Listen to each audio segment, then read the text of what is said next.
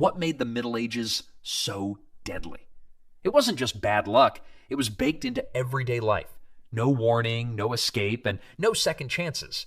People weren't just living through hard times. They were surrounded by things that made death feel like a normal part of the week. One of the biggest killers was disease. The Black Death swept through Europe between 1347 and 1351, like an uninvited guest who never left. This plague killed somewhere between 30 and 60% of the entire population. Walking into a crowded marketplace meant only 3 or 4 out of every 10 people would still be alive by the end of the outbreak. Bubonic plague spread through fleas that lived on rats, and medieval towns were basically rat paradise. Garbage piled up in streets, human waste flowed wherever gravity took it, and rodents had free run of every building. Even kings couldn't buy immunity from microscopic killers that didn't respect royal bloodlines. Medieval doctors believed diseases came from bad air called miasma. Their solution involved avoiding smelly places and hoping for the best. Medieval medicine was like trying to fix a broken car by sniffing the engine and declaring it cursed. Others thought illnesses were divine punishment for sin, which meant the cure required more prayer than actual treatment. Smallpox left survivors permanently scarred if they lived through the fever. Tuberculosis slowly destroyed lungs while victims continued their daily routines. Leprosy caused fingers and toes to rot away, leading to complete social rejection. Dysentery turned digestive systems inside out, causing death within days. Towns made everything worse by cramming people together like grain in a storage sack. Families shared single rooms with their animals. Pigs, chickens, and goats weren't just livestock, but roommates. Medieval housing was like camping permanently in a barn that someone forgot to clean. Water sources became contaminated quickly under these conditions. Wells were dug too close to waste pits, and rivers served as both drinking supply and sewer system. Many people switched to weak beer and wine because fermented drinks were safer than local water. Medical treatments often made patients worse rather than better. Doctors drained blood from people who were already weak, believing this restored bodily balance. Medieval pharmacies were like witch kitchens run by people who failed cooking class. Surgeons used the same unwashed tools on multiple patients, spreading infections faster than they could treat them. Quarantine rules existed, but rarely worked properly. Officials nailed boards over doors when plague struck, trapping healthy family members inside with sick ones. Wealthy families could bribe their way out while poor people had no choice but to follow the deadly rules. Children faced the greatest danger from these diseases. Most families expected several children to die before reaching adulthood. Parents often waited years before naming babies, hoping they would survive long enough to deserve names. But deadly diseases weren't the only threat medieval people faced on a daily basis. Medieval combat was essentially extreme sports without safety equipment or medical insurance.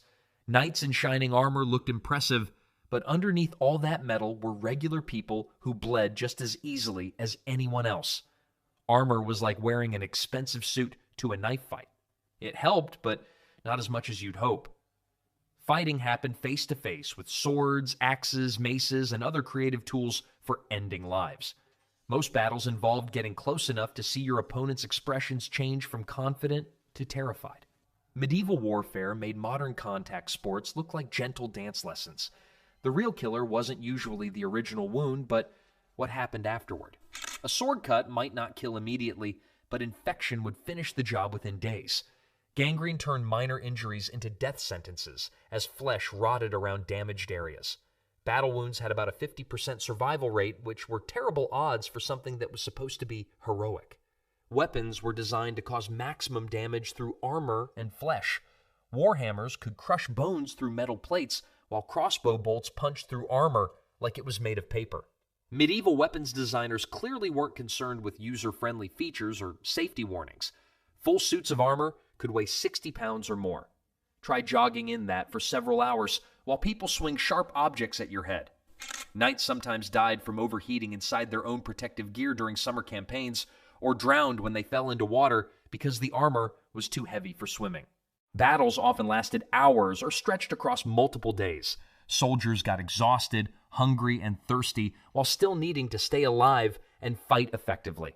Rain turned battlefields into muddy disasters where men slipped under the weight of their equipment. Medieval battles were like deadly wrestling matches held in pig pens during thunderstorms. Army camps were perfect breeding grounds for illness. Thousands of men living together with poor sanitation created ideal conditions for disease to spread rapidly. Food poisoning from spoiled supplies was common enough that soldiers got used to feeling sick before battles even began. Medical care on battlefields consisted mainly of sawing off damaged limbs with tools that got used on multiple patients without cleaning. Pain relief involved alcohol and leather straps to bite down on. Many soldiers died from shock during operations rather than from their original wounds. Wounded soldiers who couldn't keep up with their units were often abandoned to die or be captured. Battle aftermath brought scavengers who picked through dead and dying bodies, taking anything valuable while finishing off survivors.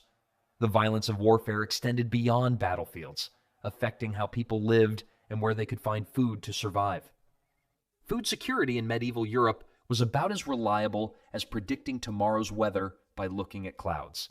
The Great Famine of 1315 to 1317 showed that nature could be more destructive than any human army. Heavy rains and cold temperatures turned growing seasons into agricultural disasters, while farmers watched their year's work dissolve into muddy soup. Endless rainfall prevented harvesting and rotted plants in the fields. Wheat, barley, and oats simply wouldn't grow in waterlogged soil.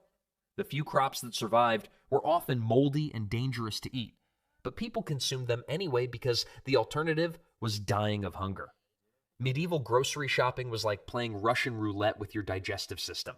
Food prices exploded during shortages. A loaf of bread that normally cost a few coins suddenly required a week's wages.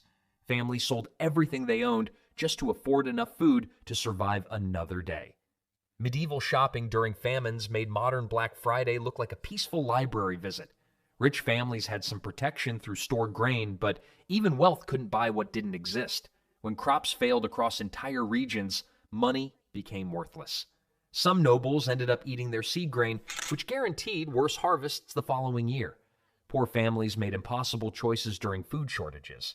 Parents gave their portions to children, slowly starving themselves to keep their families alive longer.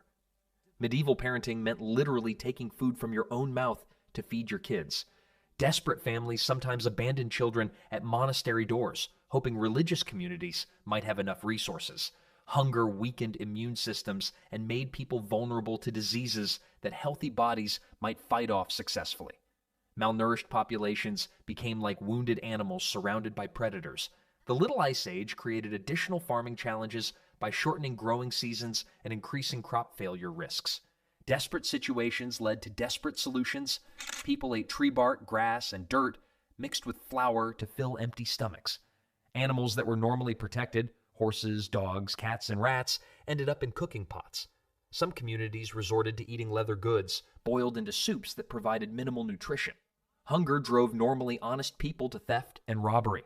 Bandit groups formed in rural areas, raiding villages for whatever food they could find. Food riots erupted when grain stores ran empty, with angry crowds attacking bakeries and anyone suspected of hoarding supplies. Recovery from famine could take years or decades. Even when crops started growing again, rebuilding livestock herds, replacing farming tools, and restoring normal production took time that many people didn't have. The struggle for food was made even more difficult by the terrible conditions in which people had to live every day. Medieval homes would make modern college dormitories look like luxury palaces. Most people lived in 1 or 2 rooms made from whatever materials they could find or afford. Wealthy peasants might have wooden frames with walls made from wattle and daub, basically sticks woven together and covered with mud, animal droppings, and straw. Entire families shared single rooms with their livestock. Pigs, chickens, goats, and sometimes cows lived alongside humans year-round. Medieval homes were like permanent petting zoos where all the animals were roommates and nobody cleaned up after them. Animals provided warmth during winter, but also brought fleas, lice, and smells that would empty modern buildings in minutes. Floors were packed earth covered with rushes or straw that got changed when the odor became unbearable. These coverings collected food scraps, animal waste, and debris that created perfect breeding grounds for insects and rodents. Medieval flooring was basically compost piles that people walked on every day. Bathing was rare and often considered dangerous. Many believed frequent washing opened pores and made bodies vulnerable to illness. Medieval hygiene advice was like getting health tips from people who thought soap was poisonous. Most people might bathe a few times yearly, if at all. Teeth were disasters waiting to happen. People lost teeth to injury, infection, and wear from eating coarse bread filled with grit from grinding stones. Medieval dental care was like trying to fix broken equipment without tools, knowledge, or pain relief. Toilets meant trips to outdoor holes dug in the ground, regardless of weather, time of day, or urgency. Waste disposal involved throwing everything into streets, rivers, or cesspits. Medieval garbage collection was basically throwing everything elsewhere and hoping it would disappear. Household pests were constant companions. Fleas and lice lived in hair, clothing, and bedding, while rats and mice helped themselves to any available food. Medieval pest control consisted of cats, prayers, and resignation to sharing homes with unwanted creatures. These terrible living conditions were made even worse when people had to leave their homes and venture into the dangerous world beyond their villages. Medieval travel was like extreme adventure sports with real consequences and no safety net. Going anywhere beyond your village meant risking your life on roads that were barely more than dirt paths. These routes turned into muddy rivers during rain and dusty nightmares during dry weather. Bridges were rare and often in poor repair, forcing travelers to ford dangerous rivers or pay expensive tolls. Merchants unknowingly served as disease delivery services, carrying invisible passengers along with their trade goods. Bacteria, viruses, and parasites hitched rides on cargo ships and wagon trains, exploring new territories where local populations had no immunity. Medieval trade routes were like express highways for microscopic tourists looking for fresh victims. Ships were floating laboratories for growing and spreading diseases. Rats lived in cargo holds, eating grain shipments and reproducing faster than ship cats could control them. Medieval vessels were basically rat apartment buildings with sails attached.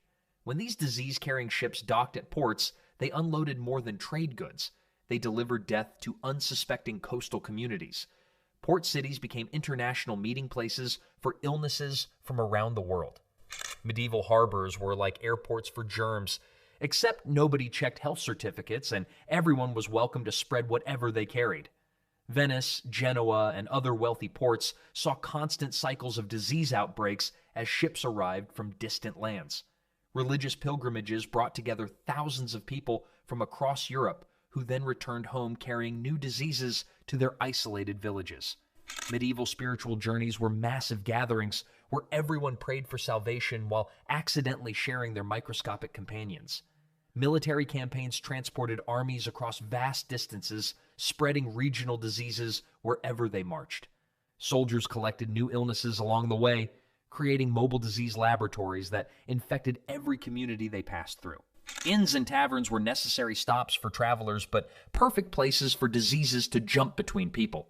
Multiple strangers sharing beds and using common facilities created ideal transmission conditions.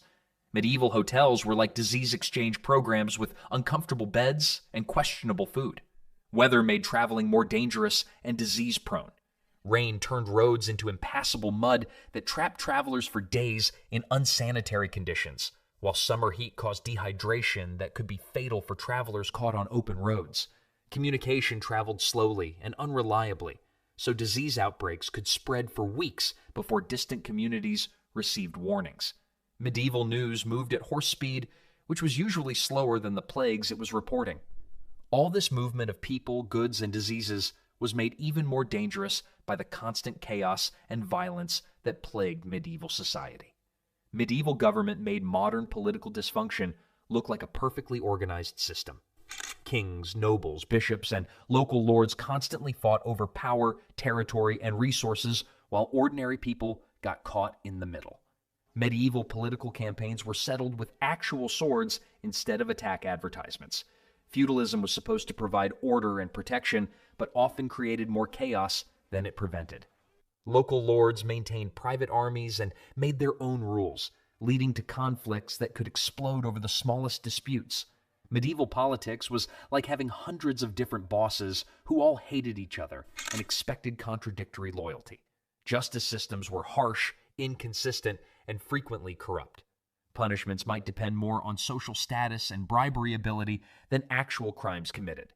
Medieval courts were like rigged carnival games where the house always won and players without money never got fair chances. Trials by combat meant legal disputes were literally fought to the death.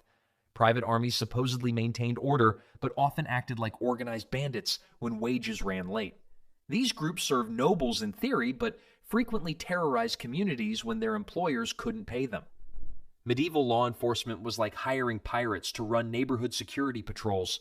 Witch hunts and religious persecutions created climates of fear that destroyed communities from within. False accusations could ruin lives even when completely baseless. Medieval social media was basically pointing at someone and shouting "witch" until everyone believed it. Political turmoil disrupted agriculture and trade, making food shortages worse. When nobles spent their time fighting each other, nobody maintained roads, protected merchants, or ensured fair markets. Succession disputes turned entire kingdoms into battlegrounds whenever rulers died without clear heirs. Corruption was built into the system from top to bottom. Officials expected bribes as regular income, judges sold verdicts to highest bidders, and tax collectors kept most of what they gathered for themselves. Border regions suffered constant raids as neighboring powers tested each other's strength. All these political problems combined with diseases, warfare, famines, and poor living conditions to create perfect storms of deadly circumstances that defined medieval existence. The Middle Ages weren't just one dangerous problem, they were multiple deadly challenges happening all at once. Medieval Europe was essentially a survival challenge where death lurked around every corner. Disease, violence, hunger, terrible living conditions, and political chaos all worked together to make daily life incredibly dangerous. Yet somehow people persevered through these difficult times and built the foundation for our modern world.